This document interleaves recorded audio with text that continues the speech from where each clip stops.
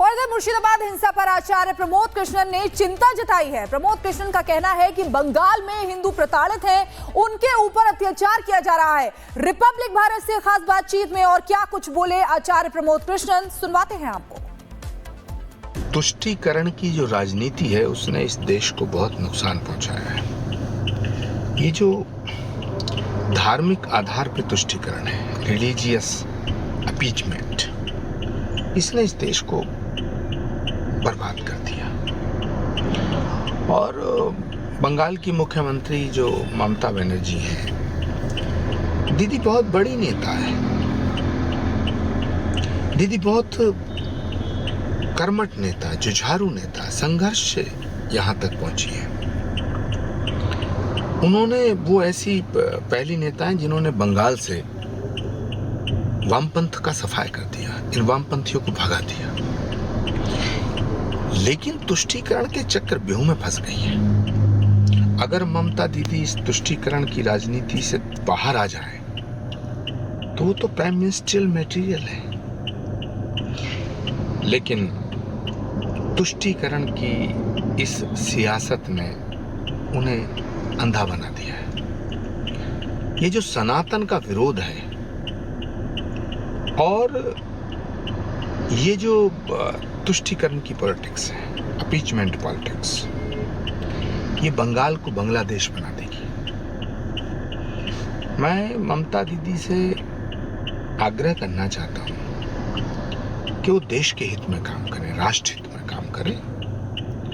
बंगाल की जो हालात है, बंगाल की जो हालत है वो अच्छी नहीं है।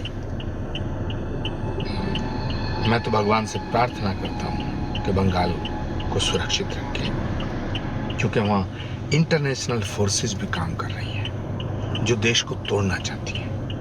इसलिए ममता बनर्जी को सियासत का मोह छोड़ के, सत्ता का मोह छोड़ के और देश के हित में फैसला लेना चाहिए। हिंदू मंदिर में भी तोड़फोड़ की गई है, दुर्गा की मूर्ति जो थी वो खंडित कर दी गई है। अब पुलिस पे भी अटैक किया जा रहा है, बीएसएफ फोर्सेस वहाँ पे जो है, सीआरपीएफ के जवान हैं, उन सब पे भी अटैक किया जा रहा है। इस पे आप क्या कहेंगे? देखिए, ममता दीदी खुद एक ब्राह्मण कन्या है, खुद माँ भगवती की, माँ दुर्गा की भक्त है। उनके राज में हिंदू मंदिरों को तोड़ा जाए, उनके राज में दुर्गा पूजा ना होने दी जाए, उनके राज में नारियों पे हमला हो, नारी शक्ति पे हमला हो, तो ये बहुत अशोभनीय है, दुखद है और दुर्भाग्यपूर्ण है। तो वक्फ बिल पर अफवाह और भय फैलाया जा रहा है। बंगाल के मुर्शिदाबाद को इसी के नाम पर जला दिया गया है। बंगाल में अब सनातनी हिंदू पलायन कर रहे हैं। दंगे के मुर्शिदाबाद मॉड्यूल को देखने के बाद सवाल उठ रहा है कि दीदी राज में आखिर कब तक बंगाल जलेगा।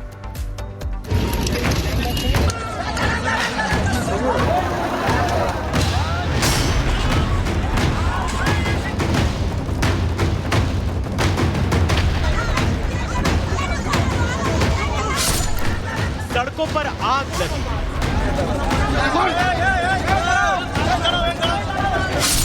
दुकानों में तोड़फोड़ की गई है, रास्ते सुनसान हैं, पब्लिक अफरा तफरी की शिकार है।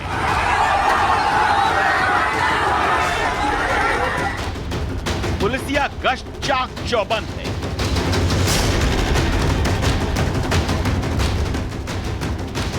तस्वीरें किसी आपदा जैसी दिख रही हैं, लेकिन ये कोई प्राकृतिक आपदा नहीं, बल्कि वक्फ के विरोध में रची गई सियासी आपदा है, जिसके निशाने पर है बंगाल, बंगाल की सुरक्षा, बंगाल की शांति और बंगाल की सनातनी जनता।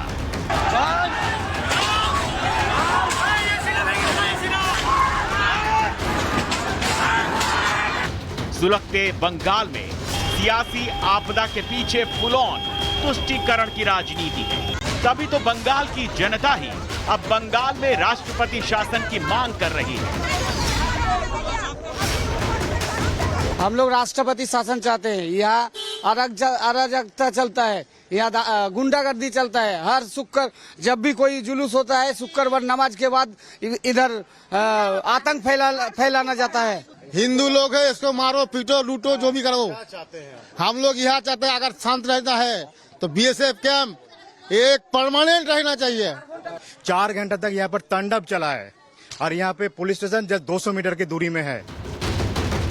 बंगाल की परिस्थिति को देखते हुए कोलकाता हाईकोर्ट को सुरक्षा को लेकर खुद निर्देश देने पड़ गए, लेकिन दीदी हैं कि मानती ही नहीं। दीदी कहती हैं बंगाल की पुलिस स्थिति नियंत्रण करने में सक्षम है, लेकिन अदालती आदेश ऐसा बिल्कुल नहीं मानता और अब बीएसएफ की कंपनियों को सुरक्षा में चप्पे चप्पे पर लगा दिया गया है, जिसके समर्थन में बंगाल की महिलाएं भी अपनी महिला मुख्यमंत्री को नसीहत दे रही हैं। और हमारे साथ फोन लाइन पर जुड़ गए हैं बीजेपी के नेता दिलीप घोष जी। दिलीप घोष जी, बंगाल में जो हो रहा है उसने सभी को दहला दिया है, क्या कहेंगे, आपकी प्रतिक्रिया क्या है इसको लेकर? देखिए, ये कोई पहली बार हुई ऐसा नहीं है। आपको याद होगा सीए पारित होने के बाद बंगाल में 3 दिन तक अगजनी हुई थी, इससे भी भयंकर हुआ था। पूरा स्टेशन जला दिया था, ट्रेन बस रेलें उखाड़ दिया गया था और पूरा बंगाल में, साउथ बंगाल में हुआ था। उसके बाद नुपुर शर्मा का कमेंट को लेकर भी उसी प्रकार चला। उसमें बीजेपी का ऑफिस तोड़ना, मंदिर तोड़ना, संपत्ति हानि करना, और ये जो वाकफ जो कानून बना उसको लेके एक मौका मिल गया। अब कानून तो दिल्ली से बनी पूरे देश के लिए, केवल बंगाल में क्यों हल्ला हो रही है? और जो लोग कर रहे हैं, दीदी के एमएलए खड़े होकर के इस तरह हिंसा करा रहे हैं। रामनवमी शोभा यात्रा जो निकला, लाखों लोग आए, उसके पहले से भी एक भाई का वातावरण बनाने का साजिश रहा। संजोग से घटना जिस दिन शुरू हुई, मैं मालदा में मौजूद था और मुर्शिदाबाद आ रहा था, मुझे रोका गया फरक्का में, और उसी दिन हम लोगों का भी जो मुसावाड़ी का हमला हुआ था हिंदुओं का ऊपर, उसका प्रोटेस्ट में डीएम ऑफिस घेराव था और पूरा करके मैं लौट रहा था। 3 बजे से शुरू हो गया हंगामा। मैं रात को 9 बजे तक फरक्का में रुका रहा, पुलिस आने नहीं दिया और ये सारा होते रहे, फोन आते रहा, हम बीएसएफ को दिलीप कांटेक्ट किया। इसके पीछे आप वजह क्या मानते हैं? क्या ये अपीसमेंट की पॉलिटिक्स की जा रही है ममता बनर्जी की तरफ से? क्या वोट बैंक की पॉलिटिक्स की जा रही है कि इस तरीके से हिंदू वहां पर सेफ ही नहीं है, अब पलायन करने को मजबूर हो गए? क्या वजह इसके पीछे मानते हैं? ये पूरी की पूरी साजिश है। मुर्शिदाबाद, मालदा, दिनाजपुर में अभी भी करीब 450-500 किलोमीटर जो सीमा बांग्लादेश के साथ, उसमें बेड़ा नहीं लगा है। माननीय गृह मंत्री जी बार बार बोल रहे हैं। उसके पहले माननीय राजनाथ जी गृह मंत्री थे, ममता बनर्जी के साथ मीटिंग भी की उन्होंने, लेकिन ये जमीन ना देते हैं, ना सहयोग करते हैं। केंद्र सरकार पैसा भेजते हैं, वो पड़ा रहता है। लास्ट में उन्होंने राजनाथ जी को बोल दिया, आप जमीन ले लो, आप बना लो, हम सहयोग नहीं करें।